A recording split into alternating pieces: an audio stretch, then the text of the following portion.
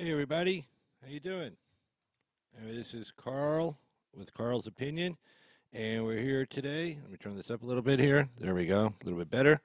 Anyway, we got a live call-in show going on right now. We got Axe Truth starting soon. Let me cut this over. Boom. Axe Truth starts at 2:45 p.m. Pacific Standard Time. Go check it out. In the meantime, if you want to call in and discuss some news, we got a lot of news to get to, and we'll get to it right now. So let me get the number up here for everybody. Let's see if I can find it. I would argue that's it right there. Yes, I would argue that is right there. Anyway, this is Carl with Carl's Opinion, and I just wanted to say hello, everybody. And had a really good live stream with Axe last night. Axe's show. He did two live streams last night. Did one in the day, too. That was pretty good. Didn't get to see all of that, but one last night was good. And let's see. So let's go and get to the news and see what we're going to be talking about here. All right. So, this is from the Wall Street Journal. And everybody remember I was saying, gee, I wish the Wall Street Journal would do their e-paper like the Washington Times. Now, if they were already doing it that way and I just didn't see it, don't tell me. I like to think I had something to do with this because, lo and behold, it's exactly like the Washington Times e-newspaper. So YouTube creators can use it and be able to read it, and the fonts are all good and everything lines up really nice. So anyway, this is a big story of the day. Record job run powers on. This is excellent. Again, from the Wall Street Journal. Thank you, Wall Street Journal. Anyway, Washington. The U.S. labor market notched its 100th straight month of increased employment in January while sustaining robust wage growth. And that's the important part. Jobs by themselves mean absolutely nothing, okay? The 68% of the jobs created during the Obama administration, 68% of those jobs were known as living wage jobs. That's just enough to keep you from starving to death, literally. That's all it is, just enough to keep you from starving to death. You get enough money to put a roof over your head, maybe some food on the table without requiring assistance, maybe some clothes on your back, and clothes on your children's back without requiring assistance. Does not allow you to have any disposable income to spend on anything, no discretionary spending. Living wage jobs are just that, just enough to live on, which, of course, is garbage. And that's why the Fed never had to raise interest rates during the Obama administration, because they didn't have to slow the growth of the economy because the economy wasn't growing because people weren't out there spending. The Fed will raise interest rates to slow down inflation. Inflation increases when economics 101, when demand outdoes supply. Okay? So demand is growing faster than supply can keep up of products and things of that sort. So that's why that's what happens there. So anyway, that wasn't happening during the Obama administration. Inflation was stagnant because nobody was spending anything more than they had to. So when you have wages going up and jobs going up at the same time, that's what you want, because then you have people then having extra money to spend on things in the economy, able to buy a house, also because they're able to save up money to buy a house to get the down payment money. Unless you're a veteran, you get 1% down. A lot of people aren't veterans. So, I mean, only 1% of this country actually is participating in the military. So over years, maybe, 10% of our living population are veterans, So the other 90% can't get those kind of, 1% down loans. They need money for a down payment. A lot of times it's, 5%, 10%, 20% down. You got to be able to save money up. But if you have no disposable income, you can't ever save any money up. You're just trying to survive. So anyway, there is a call-in number, area code 775-273-8970 if you want to call in. Again, that's 775-273-8970. Let me get the phone set up here. Make sure we're all good to go. All right. Looks like we're good to go there. And so let's continue on with this story. This is an important story here. So again, U.S. labor market notched its 100th straight month of increased employment. Oh, I see you got a bunch of people in the chat room. Hey, Laura, Texas RN, how you doing? None of your business. Afternoon. Hey, happy to see you guys here in the chat room. And then I got Axe Truth is starting at 2:45 p.m. I don't know if it showed up in your notification, but there it is. So, when he starts, I'll go ahead and switch off, and then we can all head over there. But happy to see you guys in the chat room. So if anybody wants to just call in real quick before we head over to Axe's site when he starts up, there's a number 775. In case you can't see it, 775-273-8970. There you go. Anyway, so let's get back to the story. This is actually a really, really good, important one. So, straight month. Okay, so U.S. labor market notched its 100th straight month of increased employment in January, while sustaining robust wage growth, passing the test posed by a federal government shutdown, market volatility, and uncertainty about the global economy. Non-farm payrolls rose a seasonally adjusted 304,000 304,000 new jobs in January. The Labor Department said Friday. The gain was well above last year's average monthly job growth and showed most private sector businesses shrugged off the shutdown. Let me see, and kept on hiring. Wages rose at least 3%. 3% rate from a year earlier for the sixth straight month. Revised figures showed extending the best pay improvements since the recession ended in 2009. Now think about that. They said the recession ended in 2009. Okay, for a lot of us in the country, it didn't end in 2009. Trust me, I was there. I was living it. I had a small business. It did not end in 2009. Okay, pretty much, I'll tell you when it ended for me. Almost like right after the election, November 2016. Suddenly, we went berserk. The phones were ringing off the hook. Right after Donald Trump got elected, even before he got inaugurated. That's how much confidence the American people had. They won't report report that to you in the mainstream media, but that is the truth. Okay, let's see. The unemployment rate rose to 4% last month from 3.9% in December. Labor Department said the shutdown caused thousands of federal workers to be counted as on temporary layoff, contributing to the uptick. Well, there you go. The rate has edged up the past 2 months since touching a 49-year low of 3.7% last fall. The payroll, however, they go on to say, the payroll party continues, said Beth Ann Bovina, chief U.S. economist for S&P Global Ratings. She said the government shutdown, U.S.-China trade tensions, and cooling international economies all will dent U.S. output growth early this year, but we're largely a domestic-driven economy, and the jobs numbers not only reflect that strength, but show that it's self-sustaining.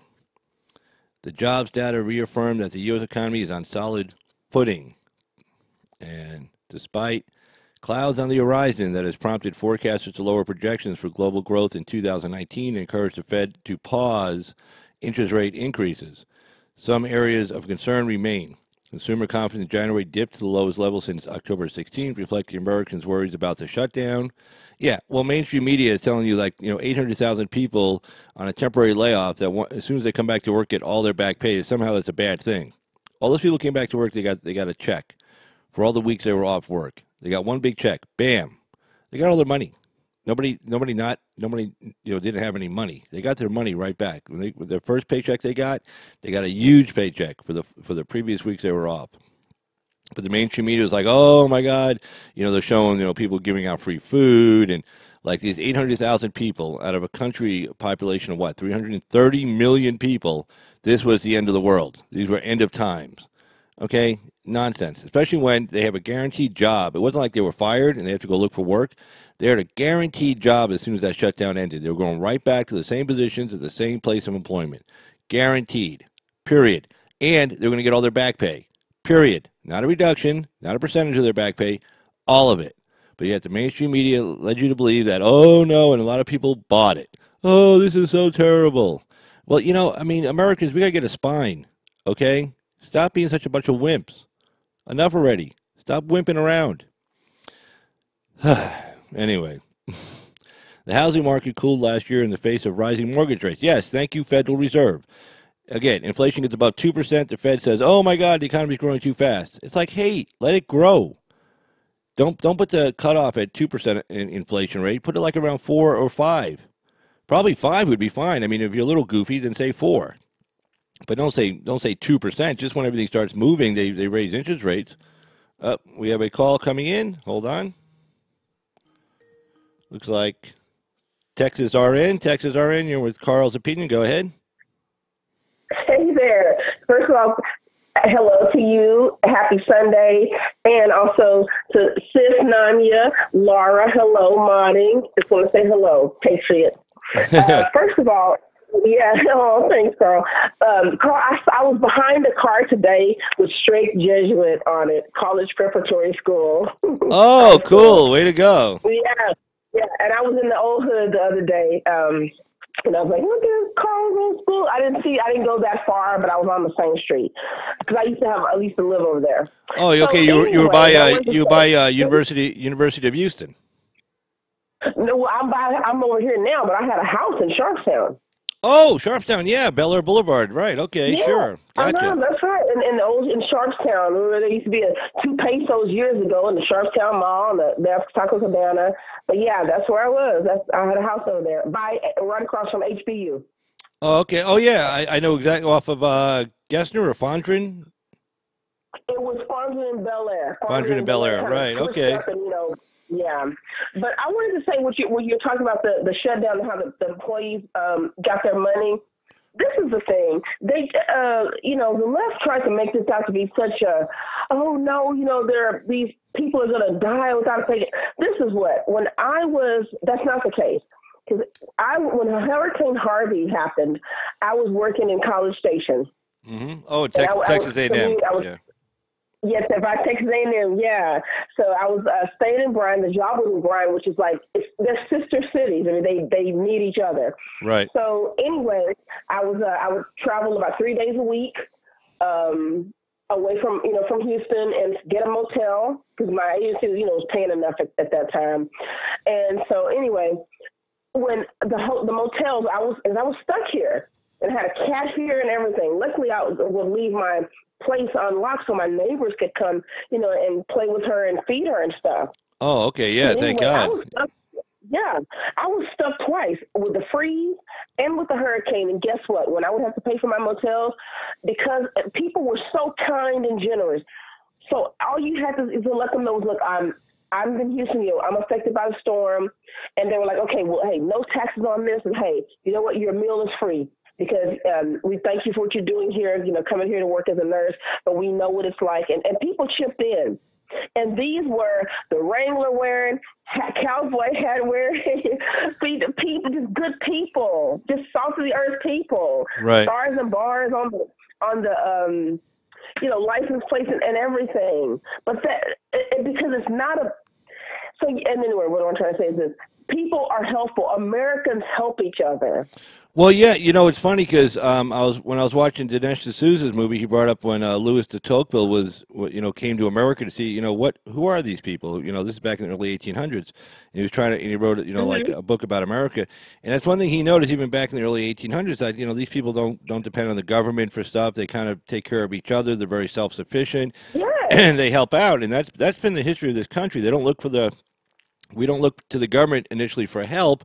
And then when we start getting away from that and people start saying, no, the government should take care of everything, it kind of goes against, who we are.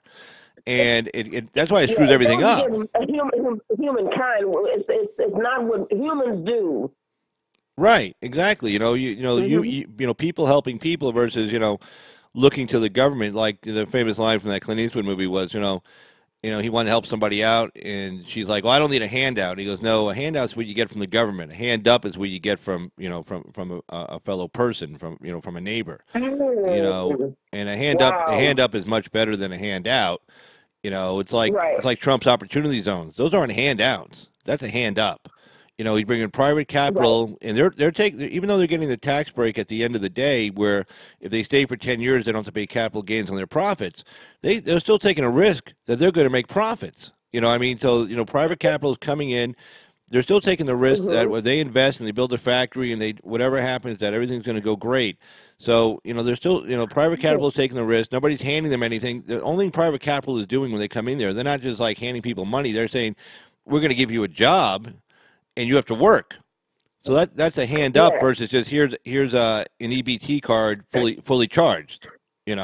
Oh my gosh, right, exactly. So with the government shut down, when they maybe missed a paycheck, guess what?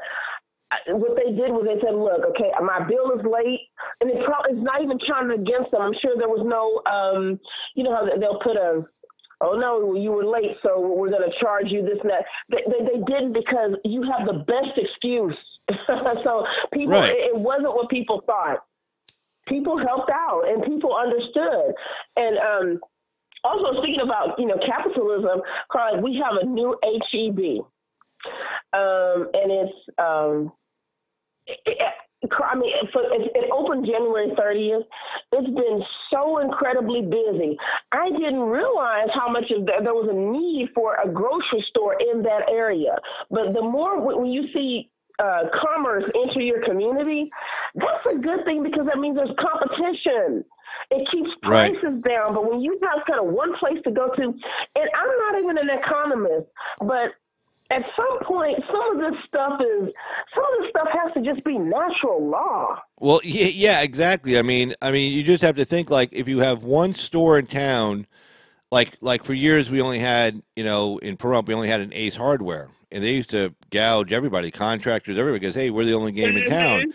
And then the Home Depot opened up, and suddenly they had to drop their prices, and the owner said, "Oh well, we're not going to make gazillions of dollars like we used to, so we're just going to shut down." Which was real chicken shit. I mean, they should have said, okay, we'll just compete with Home. Ace Hardware can compete with Home Depot, because Ace Hardware. They were it. Oh my goodness. Yeah, because Ace Hardware provides that extra service that people like. When you go to Ace Hardware, you generally, there's a plumber on the plumbing aisle, there's an ex-plumber on the plumbing aisle, there's an ex-electrician on the electrical aisle. So you get that extra service. Yep. You pay maybe like 5% more, but most people will accept that. They just shut down. But yeah, if you have two hardware stores in town, they both know we can't go up too high, because then they're going to go somewhere else. It's common sense. People will drive that extra mile to not pay that extra 15 cents. Right. So, I mean, it's common sense. Like you said, you don't have to have an economics degree to know that. It's just common sense. The more competition you have, the lower the prices are going to be. And that's why, like, with the illegal immigration argument, it's like the same thing. The more supply you have of people looking for a job, the lower the employer, who is like the shopper, the lower the employer can pay. The same thing, versus if one guy goes in looking for a job, and the guy is advertising it for $12 an hour, and he goes, well, I want 14.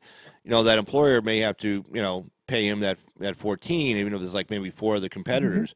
But if there's like 100 people in the room looking for that same $12 an hour job, and you say, hey, I want to make 14 an hour, he goes, hey, buddy, I got 99 people out there who will not only take 12, I can probably find 20 of them that'll take 11.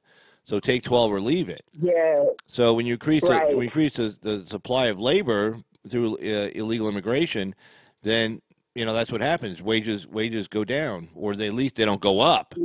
So it's a lot of this is common sense. I agree with you on that, Texas. It is. So I just wanted to say, hey, what time does the Zach start? I didn't know. It's right there. It's right there. Right there on your screen. Look at the screen. I got a banner up. Oh, wait, no, I have. Oh, Carl, I don't have a TV for 6 years now, and I don't have a computer either. So all I use is my cell phone. So I kind of went bare bones. Right, yeah, it's kind of small there on the picture. Yeah, 2:45 p.m. So in about my time, Pacific Standard Time, so about 14 minutes. About 14 minutes. Okay, about 14 minutes. Okay, I'm gonna write it down. Okay, then, and I want to tell you guys, because I know, Nanya, thank you so much she put a comment in my little video. I did a test video, Carl, about almost 2 weeks ago now. So I'm going to have a little channel, just some short videos. My first one's going to be on the 14th Amendment, and then just talking to some issues about embracing patriotism. And so, anyway, but I wanted to say, I want to dedicate that to all my friends, basically who I met in the Axe family. So, fantastic! I'll definitely go check that out. But yeah, like I have like a whole bunch of test videos. But when I do a test video, I make them private, so only I can see them. Oh, okay. Well, mine was just like 21 seconds. It was like, I wanted to see what I sounded like. I'm very nasal because I have a cat and I'm allergic to her, but I will not give her away. Oh, no, no. I mean, you can Yeah, just so deal with the allergies. No, if you, I mean, that's your family. I mean, yeah, my of dog course. was I'm my like, family. so I'm like, okay. I was being like, getting a little banner. How do I sound? But no, it's okay. But yeah, so I'm gonna do that. I do a lot of notes because I want to kind of perfectionist in that area. But anyway, but Carl, yeah, thank you for your channel too, because so I'm gonna let everybody go because I want you to talk about some more of the events and if someone else wants to call. All righty, young lady. Have a good one. All right, okay, I'll see you over and I'll finish. I'll be in the chat. All right. Bye bye. Okay. And that was a great Texas RN. Yeah, we should definitely check out her channel. She had sounded like she had a couple of small videos on there just to test it out. Yeah, what I do is when I do a test video. Well, I didn't know this at first. I when I did my first test video, it was screened for public, so it went out publicly. I'm like, and then I figured out how to delete it, because it was like probably something stupid. But yeah, you can set it for private on there. It's on the basic. It's on the first screen. You can set it for private or unlisted. I set my test videos for private because yeah, you definitely don't want those out because yeah, some of them are like, "Can you hear me? Can you hear me?" It's like, and then you go back and watch them to see how it comes across on YouTube. But yeah, this story here today. Let's see. We pretty much see. Let's get down here. Nope. Sorry. Okay, here we go. Here we go. We left off with the housing market cooled last year in the face of a rising mortgage rates. Up, we got another phone call coming in. It appears to be none of your business. None of your business. You're on with Carl's opinion. Go ahead. Hey, Carl. Hey, how you doing, young lady? Good. Texas sis. Woo. I just wanted to say you guys kind of made me think of something that is really pertinent to my actual real life, and I just wanted to make a comment on it. Sure, go ahead. Concerning like where you said, a hand out is from the government and a hand up is from people assisting you, that kind of thing along those lines. Yeah. My older daughter, she got pregnant incredibly young, and she kept the baby. Mm-hmm. She ended up dropping out of high school because the baby daddy, although he was involved, he wasn't able to help. He was in high school too, and they lived separately. Everything was a big mess. It's your classic tale of don't do what you see this kid doing. You know what I mean? Right. And she wasn't able to get very much assistance, first of all, at all from the government. And I've always been of the opinion, other than, some help, because the way our house is set up, we bought the house that we currently have now so that my daughter would have her own apartment, basically, but also still be under my care, if that makes any sense. Yeah, no, that totally makes a lot of sense, yeah. And my plan was I threw her down there, and I said, you have a budget of this much a month for groceries. You decide, I go with you, because she couldn't even drive at the time. That's how young she was. Mm-hmm. I'll go with you. You pick out your food. If you screw up, it sucks to be you. I'll make sure that the baby is fed, but you're going to have to suffer your consequences. And if that's the way I was raised, that's the way I raised my kids, and that's how I treated her. And if your stuff was dirty, sorry about your bad luck, I would take the baby's clothes, clean them, but otherwise you need to go and do what you got to do. And she tried to study high school online. It didn't work out for her and stuff, but she made a tremendous amount of mistakes in the past couple of years, from the time where she actually got pregnant until just recently, where she even went to jail for a little while for getting involved with some bad stuff. And every single step of the way, I was supportive emotionally, but I didn't do anything to be like, and correct her mistakes. When she was in jail, sorry about your bad luck. You sit there until it's time for you to go in front of the judge and see what they have to say. Mm-hmm. You know what I mean? Oh, totally understand. And I think that way she would learn, because we're kind of hard-headed on my side of the family. We always know better than everybody else anyway, and you can't tell us anything. We have to learn it the hard way. So I just knew, despite the fact that nowadays most parents, they helicopter parent, and oh my God, and wrap them in bubble wrap and don't let the world in because the world is a scary place. My philosophy was always show them the world and the reality, and then help them learn how to handle it. No, And I think right. if more people were doing that kind of thing, we would have a lot less of the problems that we're actually having. But long story short, my daughter moved out of state. She got herself a job. She couldn't make it here in Colorado. The cost of housing here is too expensive, and competition is high for jobs. But she moved to Oklahoma. Okay. She got an apartment with some friends, and she's actually on the lease herself with it, like as an adult would do. And she's steadily been working. She pays for her own phone. She started going to college a little bit. I told her not to get too stupid with the college, but again, make your own mistakes. Right. But the whole thing is I would never let her end up dead in a ditch, but I also would never coddle my children, because I want them to be the strongest, best representation of themselves that they could ever be, so that when I'm no longer on this earth to run to, it's not going to matter. They can handle their business and take care of themselves. That's the thing.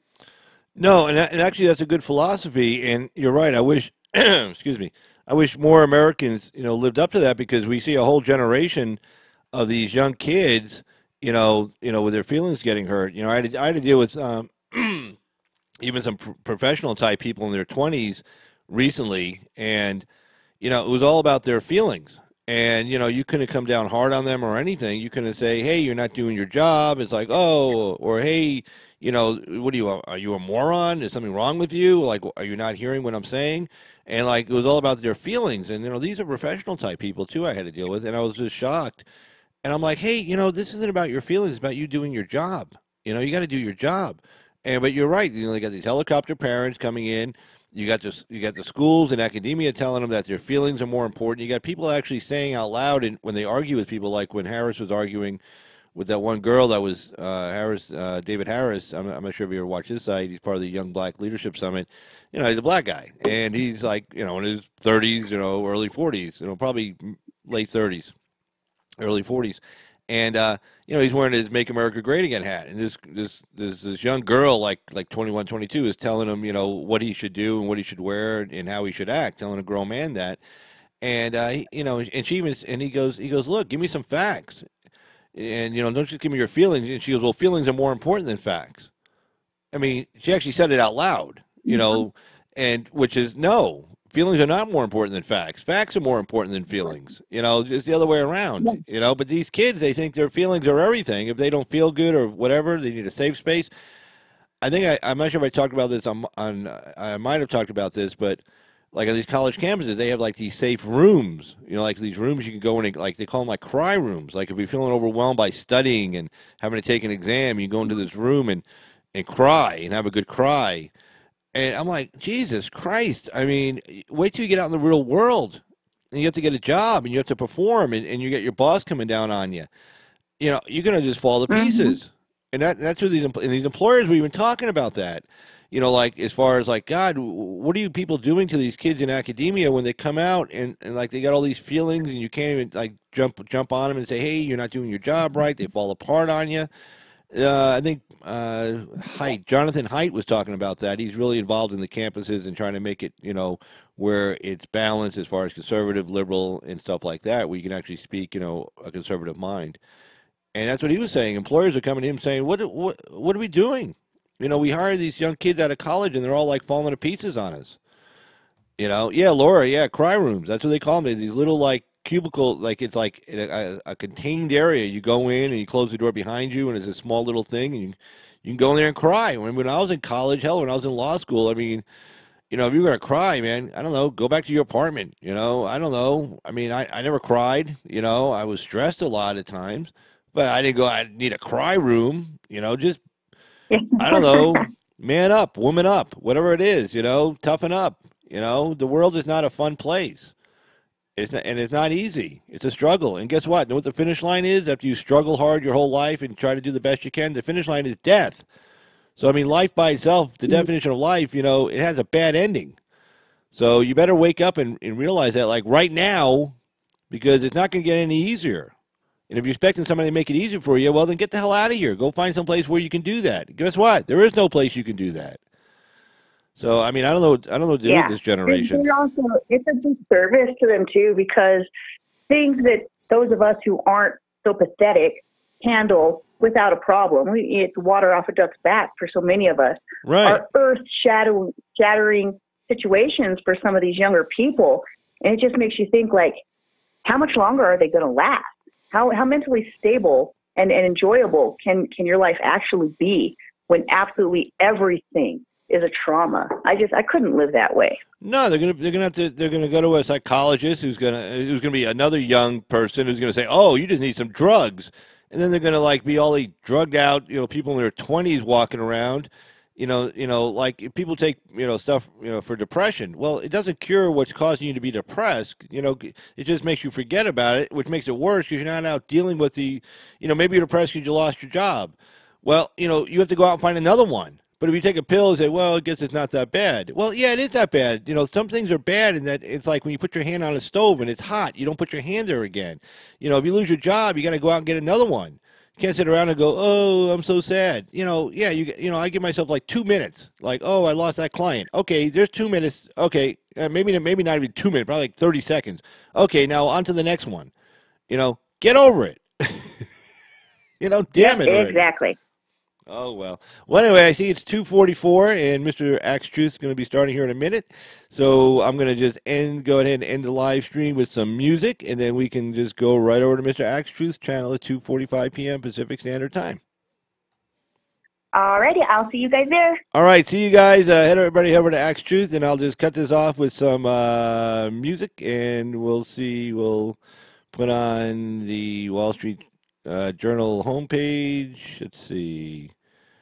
Main page, and boom, this headline here rather, there we go, and let's boom, boom, boom, boom, boom, and that's how we'll end it. So anyway, let's get over here, boom, and we get you some music to see you guys out.